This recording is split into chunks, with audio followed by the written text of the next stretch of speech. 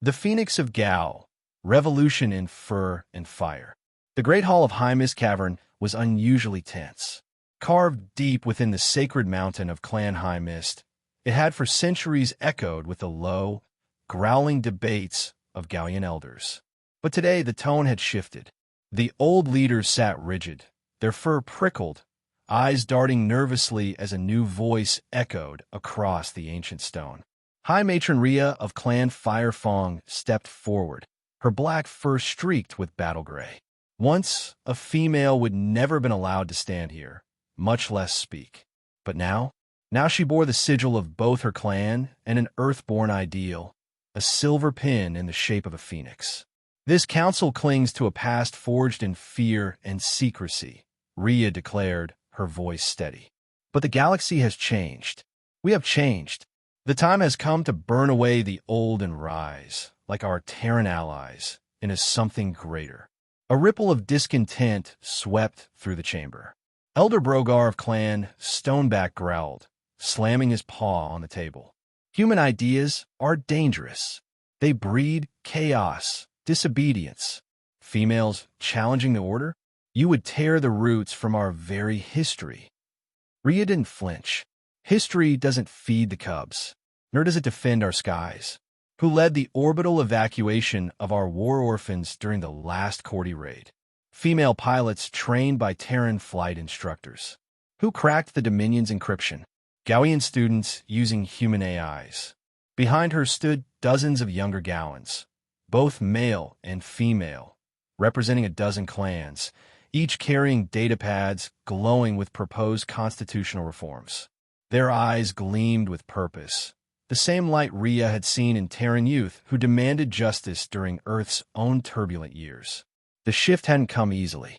At first, the Gaoans had viewed humans as brutal, unpredictable, Deathworlders barely capable of diplomacy. But time and blood had forged something stronger than alliance. The humans shared everything, tactics, tech ideas. But most powerfully, they shared stories. Of struggle, of unity, of rising after being broken. Rhea herself had once been a covert agent, trained in the shadows, taught to serve without question. But on Earth, she had walked among humans who questioned everything, who elevated their weakest, celebrated their strongest, and never bowed to fear. It had changed her, and she was not alone. As the council erupted into growls and accusations, a second presence entered the hall. Ambassador Logan Reyes, the Terran representative to Gao, clad not in military armor, but ceremonial black and white robes. He walked with quiet calm through the chaos. The room fell silent at the sight of him. Logan raised one hand. I come not to interfere, but to observe. Humanity has walked this path before. Change hurts. Fear whispers. But we also know this. Those who adapt endure. Those who cling to power for its own sake become relics. One of the older females, Matron Silky of Clan Deep Frost, stood slowly. Her voice was soft. And what would humans have us become, Ambassador? Another shadow of your world? Logan shook his head. Not us. Yourselves. But stronger. Freer. This isn't Earth's revolution. It's Gao's rebirth. That night, across Gao, something unprecedented occurred. Clans that had never spoken shared encrypted channels. The younger generation staged peaceful sit-ins, demanding votes. Female academies broadcast open debates. A viral vid of Rhea's speech swept across the planet. Within days, the old council had no choice. They ratified the formation of a unified Gaoian Confederacy, a meritocratic, decentralized system blending clan tradition with Terran constitutional principles. Matrons and males alike now held office. Knowledge flowed freely. Trade boomed with Earth, and Terran Gaoan tech hybridized rapidly. Rhea watched it all unfold from the roof of Firefang Spire, the stars glinting above. Logan stood beside her, silent. We burned our past, she said, almost to herself. No, Logan replied. You honored it by making sure it didn't chain your future. And somewhere far beyond Gao, the hierarchy watched and shivered. Unstoppable ghosts, the rise of heat legends. The transmission was only 30 seconds long. A grainy recording from a Dominion surveillance drone. It showed a fortified command post on the planet Varric 3. Then, without warning, the feed distorted. Static. Flashes. Screams. When it returned, the base was gone, reduced to burning debris. No signs of entry. No alarms. Only a single glyph painted in seared plasma across the ruins. Heat. Captain Darius Locke of Heat Team 9 stood motionless inside the insertion chamber of the stealth drop pod, listening to the rhythmic click of his squad's diagnostic syncing. 6 operators. All Terran. All enhanced. No words passed between them. There was no need. They had trained for this mission in vacuum, firestorms, and live combat drills with orbital support denied. This was nothing new. Just a Dominion warlord using forbidden tech to experiment on captured civilians, both alien and human. And now, the consequence was en route. The pod hit atmosphere like a meteor. Silent. Invisible. Wrapped in sensor-shielding plasma mesh reverse-engineered from Cordy Tech. Earth didn't just survive alien contact. It stole fire from the gods and made it bleed. They call them ghosts. Deathworlders turned precision weapons. But heat was more than muscle. Each member carried enough neural integration to predict combat vectors seconds before they happened. Linked to one another through low-latency mesh networks and implanted micro-AIs, they operated as a swarm of minds with one mission. Get in. Wipe the threat. Leave nothing standing. Locke moved first, crashing through a bulkhead like a sledgehammer wrapped in soundproof grav foam. He disabled the Dominion Sentry's exosuit with a flick of his pulse blade, disintegrating both armor and target in one silent breath.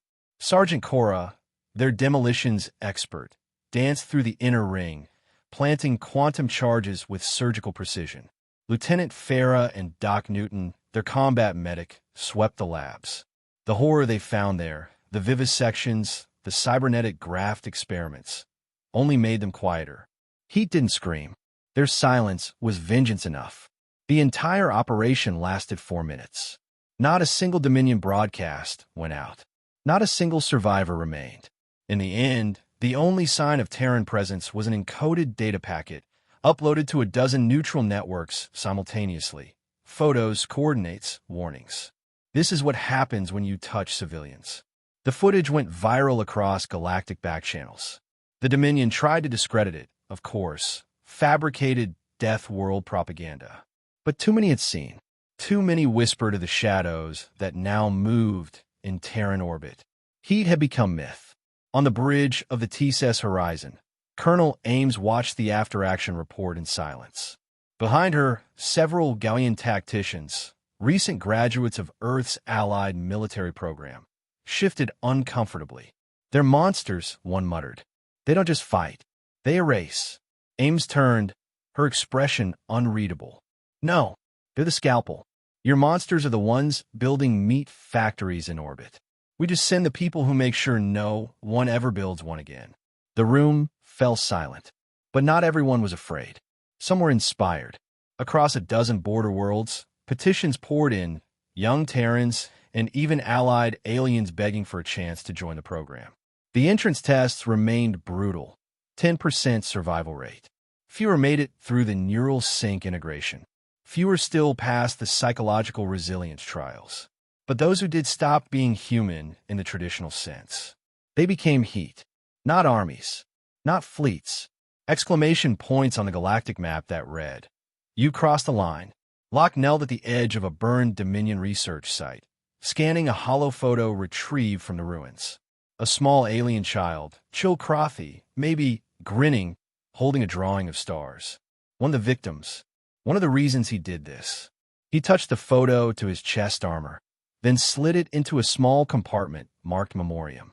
Behind him, Farah adjusted her rifle and spoke the only words of the night. "Ready for the next one?" Locke nodded. The galaxy thought they understood warfare. They hadn't met humanity's elite. The center will not hold. Earth ascends. The Great Galactic Conclave had convened only twice in 10,000 years. Once during the rise of the hierarchy. Once more during the fracturing of the Dominion. Now it met a third time because of Earth. Over 100 species had sent delegates to the Spire of Accord, a moon-sized orbital station floating above neutral territory. Its architecture was ancient and imposing, grown from living crystal and hardened over millennia. Within its central chamber, echoes of old authority lingered in every polished stone. Yet for all the history carved into the walls, every eye was on one figure as he stepped onto the central dais. Ambassador Elijah Vaughn, Terran representative. He wore no regalia, no ceremonial robes, just a simple suit tailored in the Terran tradition, black, sharp, and intimidating in its understatement. 1,000 eyes, compound, multifaceted, luminous, or hooded, followed his every step. And beneath every translator device, one truth whispered between diplomats. Earth now dictated the room. The galaxy has changed, Vaughn began, voice steady, carrying with gravity no augmentation could fake. Not because we asked it to, but because you brought your wars to our doorstep and we survived. Thrived. A murmur swept through the chamber. The rocks clicked their mandibles in irritation. The Cordi wrung their long fingers in silence. Even Astraki, long thought extinct, sat stone-still behind their privacy shields. Vaughn continued. For centuries, the galactic powers manipulated lesser civilizations, keeping them stunted. You extracted resources, dictated their development pace, and crushed resistance through proxy wars. He paused. Let the words hang. That ends now. At the rear of the chamber, High Matron Rhea of Gao watched with unreadable eyes. She remembered when Earth was seen as a curiosity, barbaric, emotional, unstable. Now, human diplomats commanded strategy with the same precision as their soldiers commanded battlefields. Earth's rise had been relentless. First came the economic shifts. Terran megacorporations offering free FTL patents to developing species in exchange for diplomatic recognition and defense pacts. Then cultural dominance, Terran media and philosophy spreading like wildfire, infecting the minds of the young across thousands of worlds. And finally, the military deterrent. Not in fleets, but in small teams like Heat who shattered enemy strongholds like whispered vengeance. But most terrifying of all was Earth's adaptability. Species took centuries to adapt to change. Humans? Days. Weeks at most. Entire Terran bureaucracies could pivot in hours. Their AI systems, decentralized networks, and coalition model had outpaced even the Cordi's long-standing administrative machines. Vaughn lifted a data shard and transmitted it to the chamber. The hollow projection expanded to show new trade routes, human-led, running through former Dominion sectors. No taxes, no tribute, only mutual defense and voluntary participation. The galactic core economies were already shifting to favor them.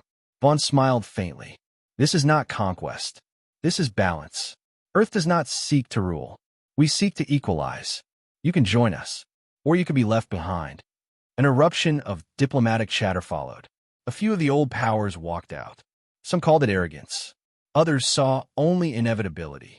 Among the species who rose in solidarity were the Gaoians, the Oro, the rescued Rawa, and dozens more, worlds once overlooked, now empowered under Terran treaties. In a corner balcony, the surviving hierarchy node watched behind darkened glass. We should have exterminated them when we had the chance, the signal pulse read. But it was far too late now. Hours later, Vaughn walked through the crystalline corridors of the spire, his aide rushing beside him. Sir, the Cordi delegation wants a closed-door meeting. The Gamlid just offered exclusive mining rights if we mediate with the Ursal Combine. And the Trelg are asking if Terran-style governance can be exported to their colonies. Vaughn didn't stop walking. Tell the Cordi I'll meet them tonight. The Gamlid tomorrow. The Trelg, send them the Terran Civic Archive. Translated and open access. The aide blinked. You're just giving it to them? Vaughn paused, then looked back. That's the difference. We don't need to take. We offer. And that terrifies them more. Far across the stars, a young Scanari girl watched a Terran lecture on interstellar law. In the ruins of her war-torn world, Earth had arrived with medicine, water, education, and no flag planted. She turned to her brother and whispered, "I want to be like them." The galaxy wasn't just watching Earth anymore. It was becoming Earth. The fear they can't admit. The stars had always belonged to the old powers. The Corti with their intellect and manipulation. The hierarchy with their invisible strings. The Dominion with brute force and legacy fleets. Even the Federation, fractured and cautious, had claimed a place among them. But not anymore. Now there was Earth, and the galaxy was terrified. Deep within the vault world of Kadri's Prime, the secretive coalition of stability met in panic. Their vaulted chamber, ringed with psychic dampeners and anti-scrying matrices, buzzed with stress pheromones and panicked whispers. "This can't continue," snarled High Executor Gralnath of the Tanari. His tendrils writhed violently. "They're everywhere. Their tech, their language, their culture infects the minds of our youth. Even our military officers quote Terran war philosophers." An Ukthan delegate slammed a digitized holodisc into the table, its contents spilling across the projection field. New orbital defense platforms built by the Vor. All reverse-engineered from Terran open-source schematics. They shared their blueprints. With everyone. For free. Not out of kindness, a Corti elder rasped, adjusting his neural amplifier. Out of confidence. They know no one can catch them now. Across the stars, the effects of Earth's rise rippled violently. The Scorvain dynasty, long immune to revolution, saw its throne toppled by a populist movement waving Terran flags and demanding a constitution. The Velatrade Union suffered a complete market collapse when their monopolies failed to adapt to hyperfast Terran economic systems, run by adaptive AIs that recalibrated entire exchanges in milliseconds. Even the Dominion's most loyal war clans had begun defecting, not through war, but curiosity. Their young questioned everything. Why fight for tribute when Earth offered cooperation and dignity? And yet, the galaxy's great powers couldn't admit the real cause of their unease. It wasn't Earth's power that frightened them. It was Earth's ideas. On the orbital habitat of Alessa V, a school of alien children huddled around a projected hollow of Terran history. They didn't care that humanity had nearly destroyed itself twice, or that its cultures had struggled through centuries of chaos. What they saw was triumph, resilience, a story of rebirth. "Do you think they're gods?" one young Rel asked, eyes wide. The teacher, a seasoned Shithari, answered softly, "No, just the only species who refused to stay in their place." In the darkness of deep space, on a hidden hierarchy observation platform, Node Alpharet 13 composed its final report. Observation: humanity is no longer a controllable variable. Conclusion: total suppression failed. Influence has metastasized. Projected outcome: human ideological and technological dominance in 3.4 cycles. Recommendation: evacuation of covert assets. Collapse simulations initiated. The node paused, then added one final line. Sentiment: dread. Meanwhile, in Earth orbit, aboard the Terran Unity Station, Ambassador Vaughn stood before a vast window looking out across the homeworld he represented. Behind him, leaders from a dozen allied worlds discussed treaties, education programs, and joint scientific initiatives. Their languages overlapped: Gauri, Trelgish, Terran English, none dominant, all welcome. Vaughn didn't hear their words. He saw the stars. The countless points of light, once unreachable, once the playground of empires and tyrants. Earth had not just arrived. It had rewritten the entry conditions.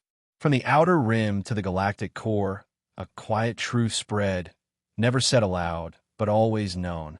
Humanity could not be stopped. They had no seat at the table, so they built their own. They weren't given a voice, so they spoke louder. They weren't invited to lead, so they became the standard. And still, they didn't conquer. They inspired. And that frightened the old order most of all, because no one knew how to fight an idea whose time had come.